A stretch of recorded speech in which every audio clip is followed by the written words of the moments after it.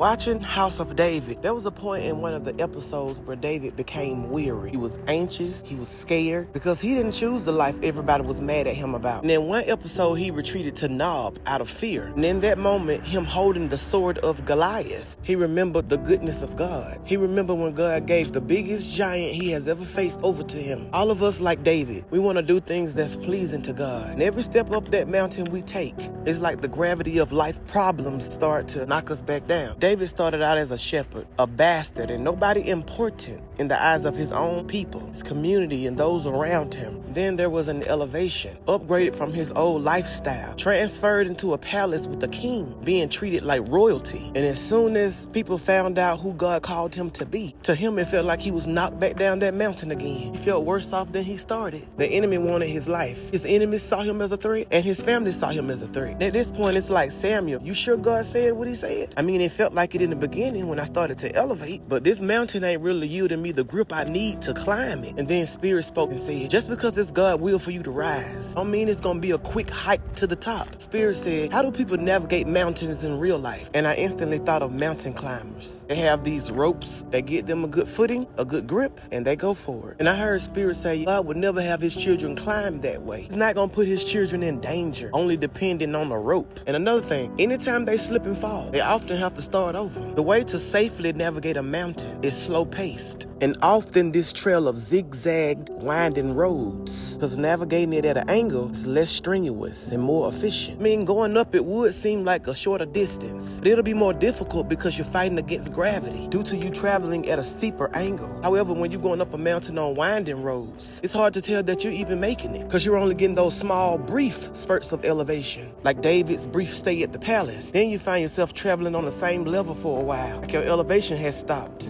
Not understanding that this is a trail of endurance, a trail of you depending solely on God, a trail that seems slow because he's giving you time to grow. Even though it don't feel like we're climbing higher, we gotta trust God that we are. David almost lost sight on that mountain. Same mountain we keep losing sight on. But he remembered God's power and sovereignty. He remembered God is not a man that he should lie. He remembered that the path he's on may feel like winding roads, but it still was gonna lead him exactly where God spoke that it was gonna lead him. I don't care what you lost in your life, what you going through or what you facing. I don't care if you've been kicked out of the palace. The mountain God is having us climb is gonna lead to a permanent seat, and the one he have prepared just for us. So in the midst of y'all losing hope, just like David, we need to remember the goodness of God today. Let's remember the giants he did give us the strength to defeat. Because as you continue to walk with him without worry, you'll look up and notice you may not be where you want to be, but it'll be a destination, a checkpoint that confirms you've reached a new height despite what it physically looked like. So y'all be blessed.